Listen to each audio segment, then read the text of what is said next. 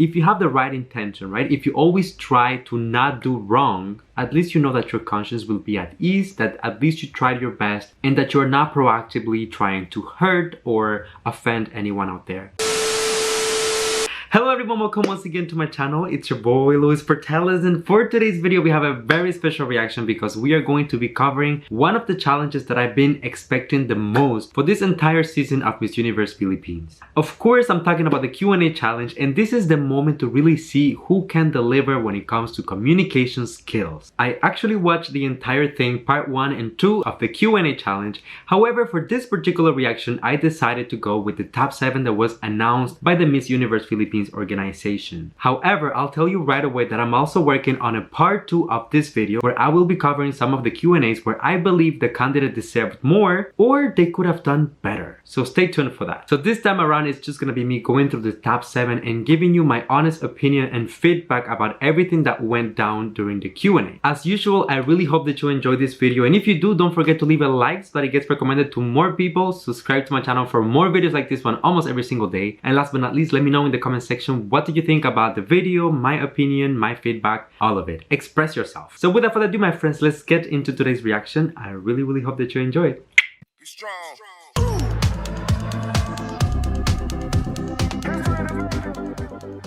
Alright everyone, so here we go. We're going to start with number 7 and then we're gonna go up to number 1, which means that the first candidate that we will be analyzing is Simone Nadine Bornilla. And now we have Simone Nadine Bornilla from Marinduque.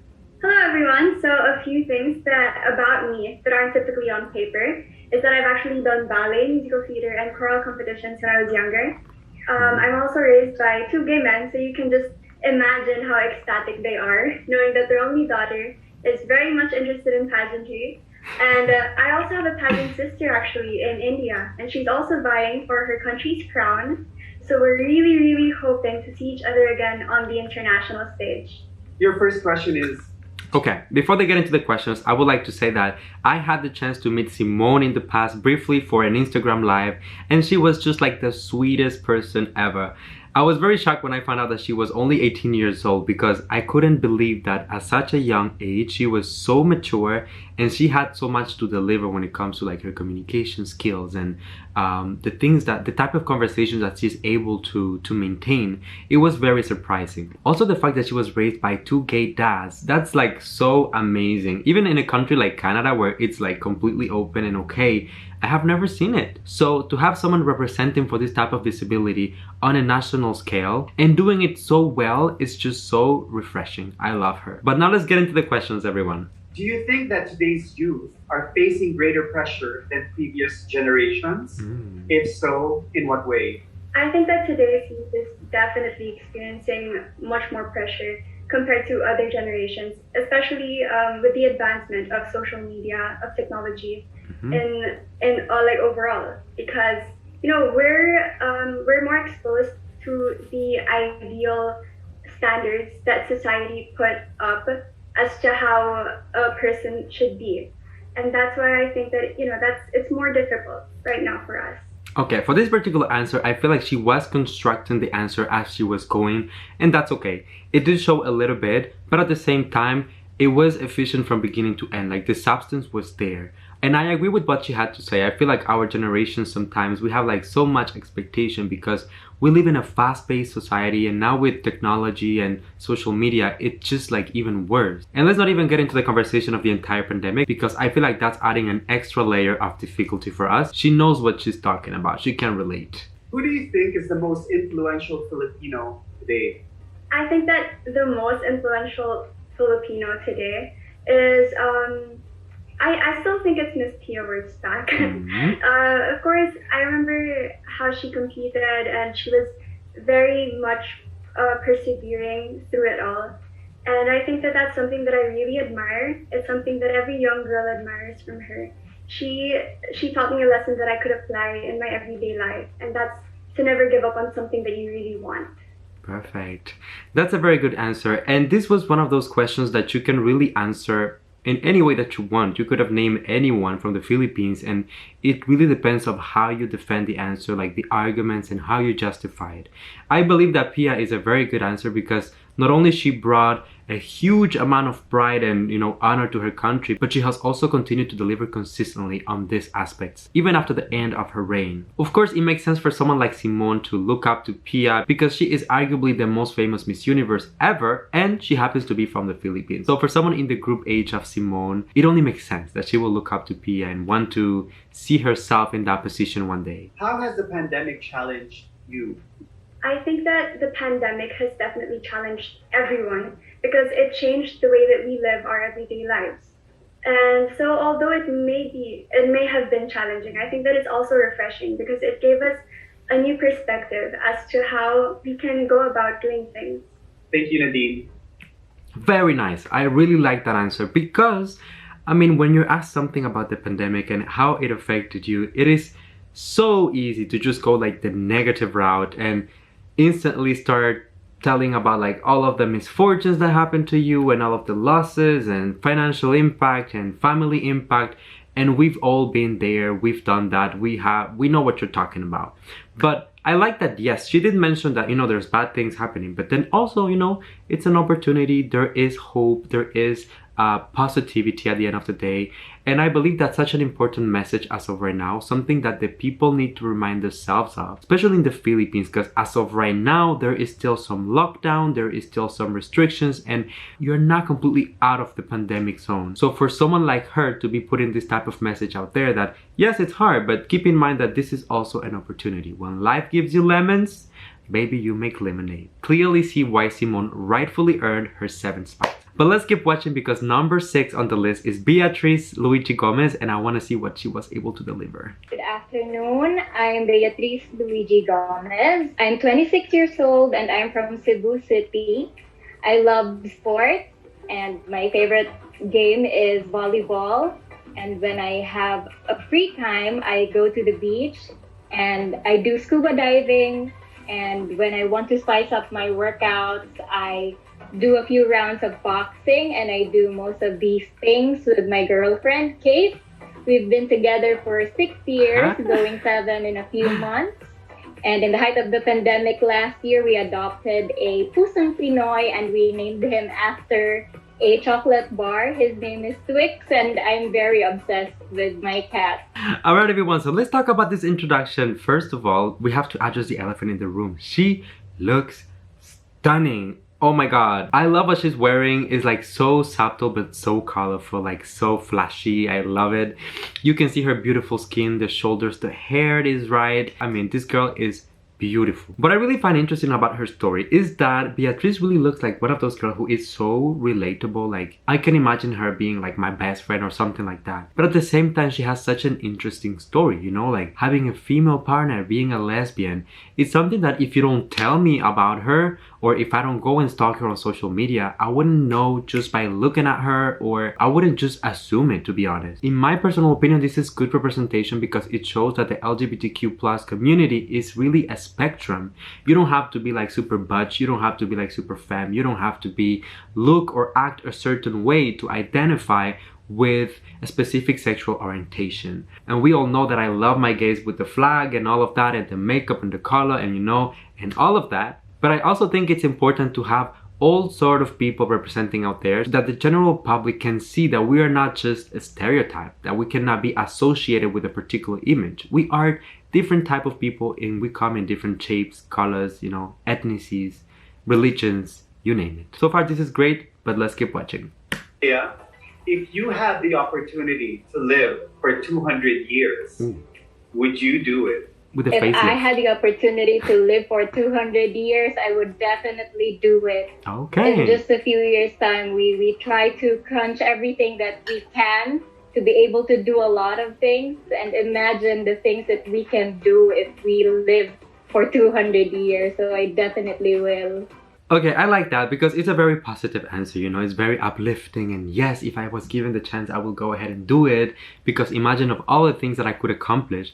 At the same time, I think that if I was answering for her, I would also include the element of like in which conditions, because as we get older, then things become more and more difficult as well. And am I going to be struggling when I get to 200 years, or what is life going to look like? If it's going to be 200 years of me looking like this and feeling like this, I'm in, no problem. But I feel like there was that dimension to the question that was maybe missing.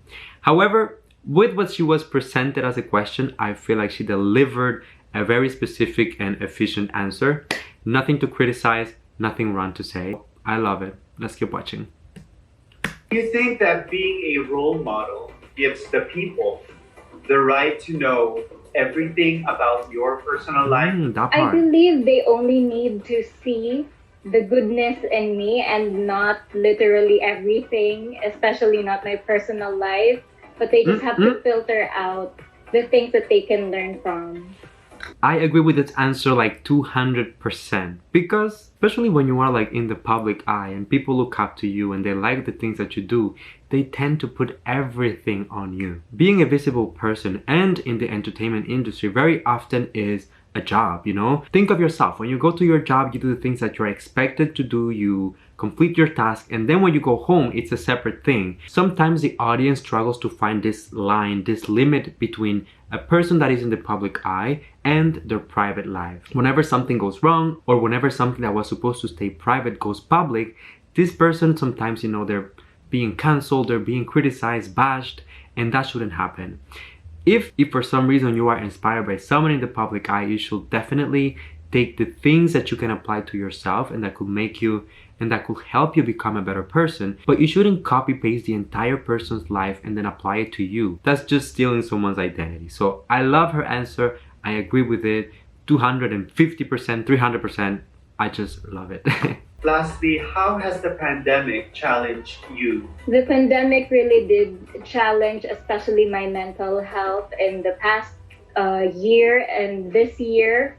I struggled a lot and I wanted to overcome all of those weaknesses, especially my social anxiety. I had overcome it in Binibining, Cebu.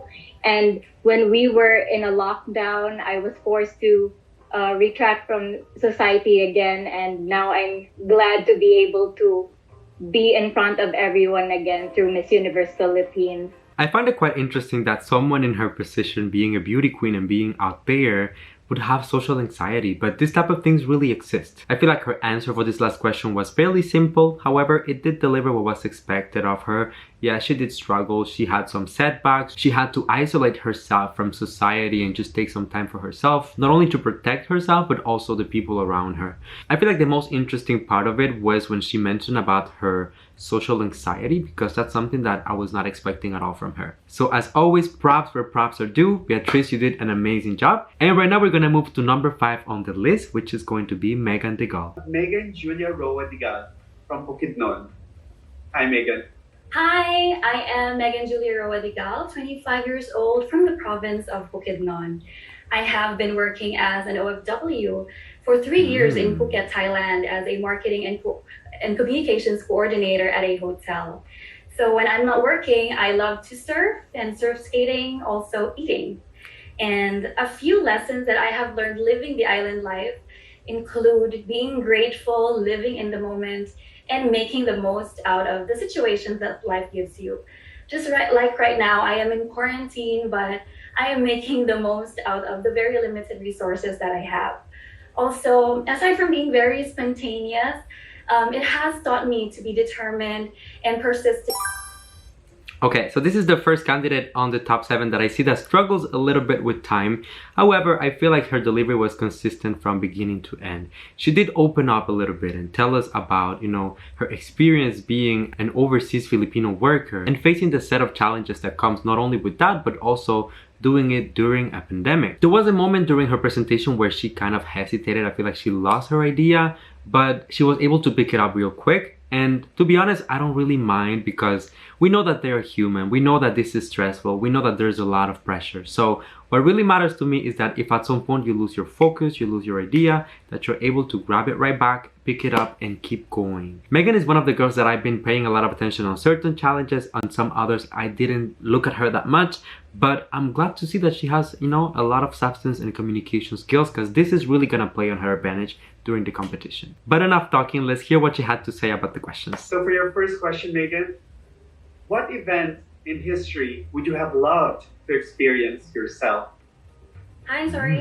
One event in history that I would have love to experience is the battle in Mactan in Cebu. Because a lot of people have different versions of it, and for me to be able to see that historic moment is probably one for the books. Okay, so just a quick critique here. She definitely lost a few seconds just by repeating the question and trying to go over it. Personally, I'm not very familiar with this battle, so I don't know necessarily what it represents. However, I like the fact that she was able to add this element that she wants to know the truth. She wants to be there because she wants the truth. People have different versions. When you put it all together, it doesn't always match. But the fact that she has this instinct that she wants to go to the bottom of things, I believe that it's a remarkable quality and definitely something that will help her a lot as a beauty queen. The question is, how would you encourage someone who doesn't care about pageants to help with your cause? This question though.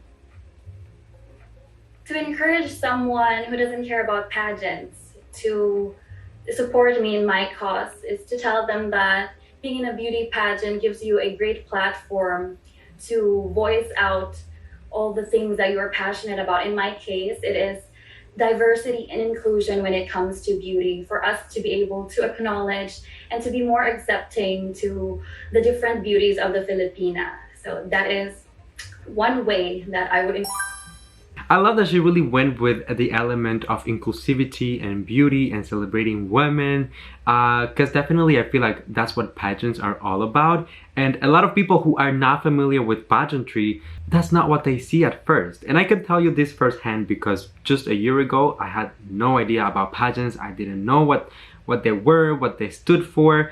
And I have to admit that I had a very superficial vision of what it was. So I believe that Megan's approach is the right one to really just go with the, uplifting, celebrating, the advocacies, and just really put the message out there that this is an opportunity to allow women to shine and do good things while they're at it. And also the ladies get a lot of opportunities from these pageants, whether it's professional opportunities, financial, sponsorships, charity, you name it. So a lot of time people who are against pageants is just because of misinformation or because they have read articles or seen news that really go with the more stereotypical and superficial side of things. How has the pandemic challenged you?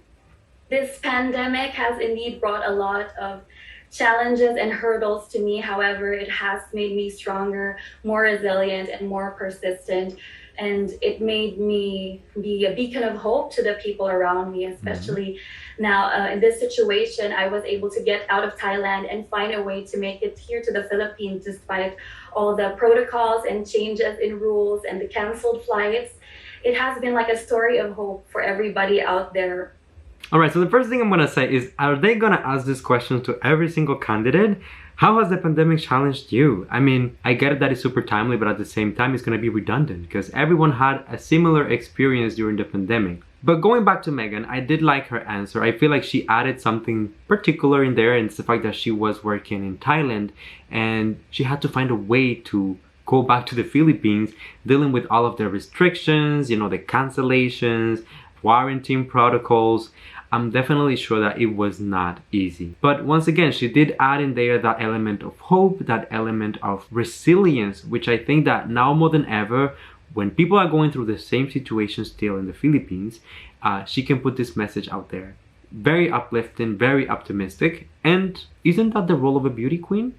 I mean, she's doing a great job. Alright, so right now we're gonna move to number 4, which is Isabelle de los Santos, another one of the girls that I had on my radar for a while. However, it's been on and off, so I'm excited to see what she did during the Q&A, how she delivered everything, and let's watch. I am Isabelle de los Santos. Most people call me Isa, so I'll be using my nickname to introduce myself today. So I'm always interested to try new things and experiences, which is why I joined Miss Universe Philippines 2021. This is actually my first pageant in my whole entire life. S for Sarang He, I love Korean drama. I started watching last year actually, and it has been a black hole since then. And because of my love for them, I learned Basic 1 Korean. A for authentic. So what you see is the real me, and I hope to enjoy this Miss Universe journey being my true authentic self. So That's me, and I'm Isa. Alright, Isa, I like this. She sounded very, very eloquent, and also she didn't sound rehearsed at all, which is very important. In my opinion, when you're part of the audience and you're watching these videos and it just feels like the candidate knows the speech by heart, it disconnects me real quick. But Isabelle, I feel like she was being unapologetically herself and was able to give us like a general portrait of who she is as a person without trying too hard. Now I know that her friends call her Isa, that she loves K-drama, that she knows basic Korean, and that she seems to be a very natural and down-to-earth girl. Also, first time in a pageant, first time ever, and you decide to go for the biggest pageant in the Philippines, like, okay, I see you. I mean, like, props to you girls. Well, definitely she has been doing very well so far, so I'm not worried about her. She was able to live up to the expectation. And now I'm really excited to see how she answered the question. So let's get into that. Isa, your first question is, after having no internet for 1 week, you discovered that you had 1,000 unread emails and can only answer 100 of these. How will you choose which ones to answer? Okay, so definitely I will use the flagged important emails. So there's an Outlook option, I believe, that we can check and filter it in a way that we can choose the urgent ones or the important ones. So I will definitely do that feature for reading my emails. All right, so I like that she went with prioritizing, you know? You gotta go with the important thing, you gotta filter it out, and then you'll deal with the rest. But in my opinion, the only feedback that I will give her is that no one specified that this is on Outlook. So what if I'm using a different provider that doesn't have that feature? You still have to come up with a different strategy. However, the question didn't specify, so we're not gonna be too hard on her. It was a fairly simple question. She answered it pretty well, fairly simply as well, so not much to say. If you could change something about yourself, what would it be and why? If I could change myself. Well, in terms of physicality, I know there are a lot of things to improve on, but I wouldn't want to change anything because, you know, I want young girls to feel beautiful in their own skin, no matter what they are given. I just want young girls to feel inspired and empowered in their own skin. So I don't want to change anything about myself. Okay, I like this. I mean, very positive and uplifting. Once again, she's thinking of the people out there who are watching her. That's important. I like it. In my personal opinion, anything that she answered would have been acceptable depending on how she explains it. For example, she said nothing because I want to send that message to little girls, and that's beautiful. That's respectable.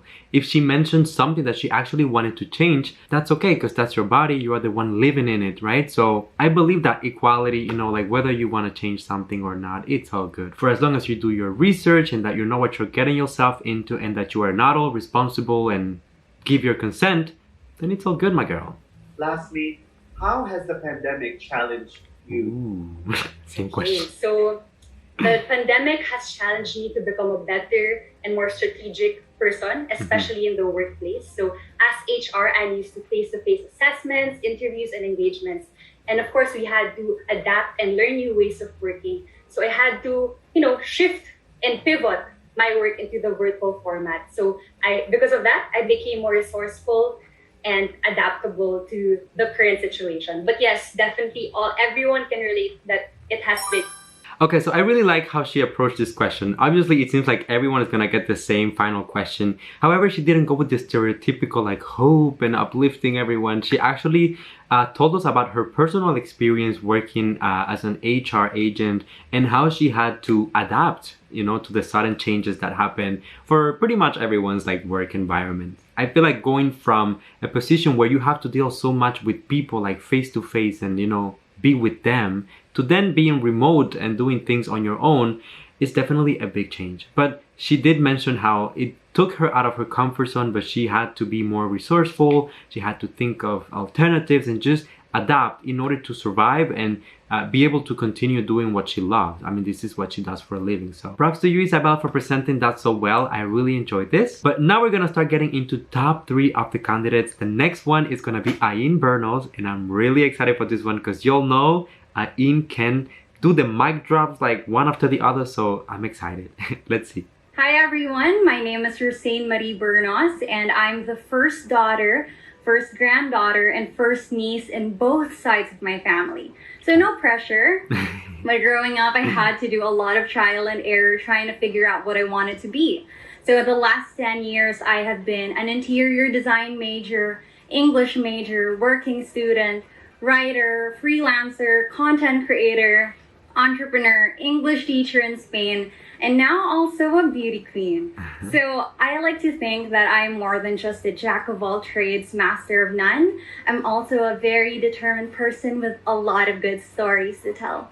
Okay, Ayin, that was a very strong way to start this interview. The first thing that she mentioned was something related to her family. And for me, that's important. If you've watched my interviews with beauty queens, I always go back to that. And I pay attention to what is that they mention first. Is it their job? Is it their school? Is it their family? Because that says a lot about a person. I really enjoyed that afterwards she proceeded with a very extensive list of things that she has done, of things that she has studied, industries and professions that she had tried in the past. Obviously, I feel like Ayin is one of those girls who has like so much experience in so many fields, like interior design, like teacher, social media, working from the Philippines, working from Spain. All of those are things that she can use in this pageant, but also on whatever projects she wants to pursue afterwards. In my opinion, she's a very smart girl, and there's always a reason for everything that she says, even the order in which she says it. And she ended talking about herself, her aspirations. She's just a human, like a girl with hopes and all of that. And I like that because sometimes people tend to dehumanize her and try to put her in a box. Oh, the influencer. Oh, the TikToker. Oh,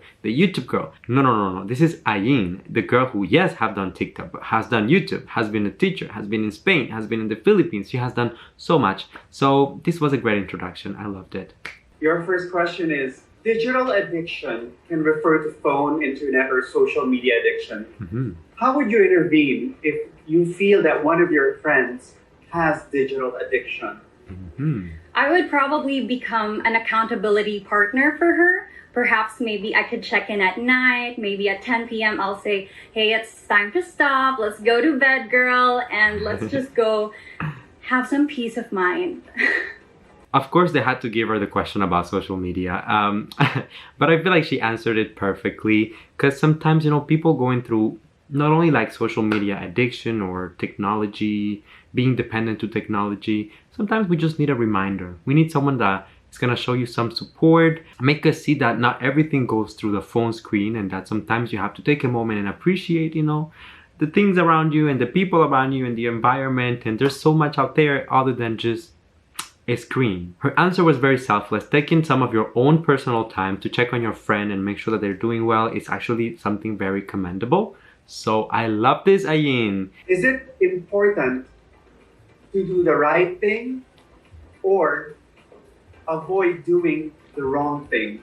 I think it's important. It's more important to do the right thing, because there is such an importance in being proactive about how we go about life. So it's all about being mindful of what impact we have on other people. Okay, this is one of the questions that, in my opinion, doesn't matter how you answer it, it depends on how you defend it. She could have said one or the other, but in all scenarios, always doing the right thing is impossible, because we are not perfect, and at the same time, it's hard to meet everyone's expectations. Something that for you might be right, might be wrong on someone else's eyes. If you have the right intention, right? If you always try to not do wrong, at least you know that your conscience will be at ease, that at least you tried your best, and that you're not proactively trying to hurt or offend anyone out there. How has the pandemic challenged you? The pandemic has made me realize how fast and short life is, and how helpless we can be if the basics are taken away from us. And so I really learned to value the people in my life, care for them better, and connect with them better, for sure. Okay. All right, I like this. She went with something that was, once again, very selfless. She didn't bring the attention to herself, but rather to the people around her, you know? Like, the pandemic made me realize how much, you know, I appreciate that connection with them and the fact that they're actually there. Now that it's not possible to have them with me at all times, that's when you realize that I really appreciate this person, and I wish that I was able to spend a little more time or see them or touch them or kiss them or hug them. I feel like that's one of the biggest things that this pandemic made us realize. We used to take human contact for granted, and right now it's one of the things that sometimes, even though you want it, you cannot get it. So that's a very good perspective and a good angle to attack this question. Now we're gonna get into the top 2 of this challenge, and it's none other than my girl Santamaria. So proud of this girl because I was able to interview her before and I loved her to pieces. I connected to her like on a personal level, and I'm just excited to watch what she was able to bring to the table, because this girl can speak. She's a very good communicator. Next up, we have Maria Ingrid Teresita Santamaria from Parañaque. My name is Ingrid Santamaria, but I also go by Sam. I'm a 25-year-old corporate professional, and I graduated cum laude with a degree in communications at De La Salle University. Communications, makes sense. I come from a big family, so I was always raised to be sociable at a young age. And I think that's where my love for community started. I also love to travel and explore new cultures. I love the sun and the sea, and the beach is my happy place. I've played many roles in my life. I've been a leader, an athlete, and a writer. I've worked in marketing, PR, and e-commerce, and now I find myself in the world of pageantry. I'm somebody who faces challenges head-on, and this journey marks the beginning of my transformation into a phenomenal woman. I love that. I mean, that was a very strong beginning and a very strong ending to her introduction. One of the things that I love about Sam is that how soft-spoken this girl is. At a first glance, she's very delicate, very soft, very fragile. But when you get to know her a little bit, she has a lot of soul, a lot of care for people, and a lot of substance. She mentioned that she works with a local business, that she graduated in communications. She is also very involved in sports and within her community as part of her advocacy. And overall, she's just like such a beautiful soul, beautiful girl physically speaking, and has a lot of communication skills. And all of those elements were present during this introduction. If you were asked to give a speech to a group of graduating students who missed school physically and events like the prom and graduation, what is your message to them? These are times that are very unpredictable. We don't know what's going to happen in the future, but I'm glad that you pushed past boundaries. Learning online is very difficult, and as long as you keep on working hard and keep continuing to do your passions, then your dreams will become a reality. So I'm proud of everything that you've gone through, and more power to all of you. Aye! You know, something that I'm noticing about Sam is that she ends her statements really strong. More power to all of you. Wow, I feel like this was a very good answer, and if I was in her shoes right now, I would probably say something very similar to this. Of course, I feel like the young people who miss these opportunities, you know, like being physically at school, going to prom, all of that, kind of had to sacrifice not only for their own health, but also for the people around them, you know. She also thanked them for their resilience, for adapting, for keep pushing, you know, even in the face of adversity, they didn't let that defeat them, and they kept pushing until the finishing line. I don't know, I don't have anything else to add. Honestly, that was very good. I'm so proud of you, Sam. Social media networks are intended to bring people closer together. But in many dining situations, people are more busy on their phones. How do you resolve these conflicting realities? Well, social media is like a double-edged sword. I find that although it does allow you to have communication, especially with people far away from you, sometimes it hinders us from being present in the moment. True. In my opinion, it is just better to put your phone down when you're enjoying a nice meal with your friends and just be there in the moment. There's nothing wrong with being online, but being present is something that it's like a gift that you can offer. Yes. Oh, see, this is what I'm telling you. She ends really strong. A gift that you can offer. You could tell a little bit that while she was answering the questions, she was constructing it. Like, she was going like with the flow. It wasn't something memorized. But you know, once again, I really agree with everything that she said. I would have probably said something along the same lines myself. Social media can bring you together, but it can also bring you apart. Especially when you're with friends, with family, you know, you're supposed to be present in the moment and just make the most out of it. Especially now during a pandemic where you don't get that chance so often. But sometimes we get distracted by social media, the phones, the apps, technology, and we miss those moments that we will never get back. And now let's keep watching, because probably they will ask her how she dealt with the pandemic. So how has the pandemic challenged you? Well, being stuck alone in this pandemic, I really had to learn to look inward. I've had to learn to love myself and to fully take care of myself. And it's allowed me to become in tune with my passions and hobbies. And I've even written down some goals and plans for the future. And these things were things that I just enjoyed from the day to day. But now I'm a woman who does in seconds So far, she's one of the girls who was able to bring a different perspective to this question and not just going with the obvious answer of I was affected at my job and then I got like financially hurt. Looking within yourself is another one of the things that this pandemic has forced us to do. You don't have a choice. Sometimes, especially if you're living alone, you are forced to be by yourself and you are forced to spend time with yourself. So sometimes for people who might be struggling with something that they don't like, they have to address those issues. They had to take the time to work on that and hopefully eventually improve those feelings. This was very original, and definitely I have to give props to Sam because from beginning to end, she exceeded my expectations. And I knew that she was going to deliver a lot, but this girl really did an excellent job. Props to you! Now everyone, let's get into the top one of this competition. And of course, I am talking about the beautiful and also my lovely friend, Victoria Velasquez Vincent. I'm so excited to watch this. And okay, I won't talk too much. Let's just get into it. Hi, I'm Victoria Velasquez Vincent, representing my beloved Cavite. I am an architect and a heritage conservationist, and aside from being a lover of all things visually creative, I'm also a lover of poetry and anything underrated. So whether it be the food that people typically don't like or the places less traveled, you will always find me going against the grain. I am a Virgo, and the epitome of a Virgo at that, which means I'm obsessed with being organized and solving problems and nurturing the growth of those around me. Fun fact, you will never find anyone with a better memory than me. Whether it's your birthday, your phone number, or what I had for Christmas lunch in 2012, you best believe I will never forget it.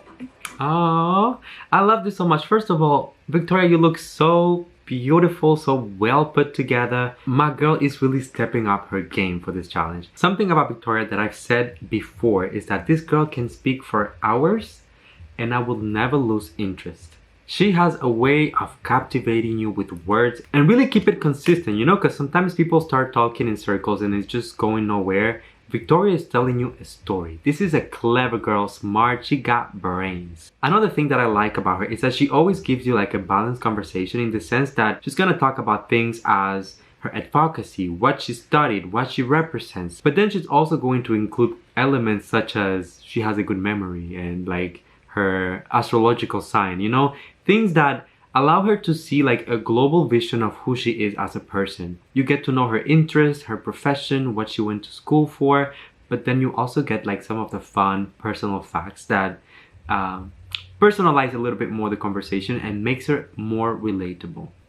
Victoria, would you rather be an Olympic gold medalist or Miss Universe? That's a hard question because either way you are bringing so much pride to your country. True. But for me, I would have to say I would rather be Miss Universe because the prestige that lasts with Miss Universe is so much stronger than what lasts with an Olympic athlete, in my opinion. And with Miss Universe, you only have to do it once and you bring so much pride to your country. Whereas with being an Olympic medalist, you have to keep improving. Every year you have to do better and better. So for me, yeah, I think I'd go with Miss Universe, but also the...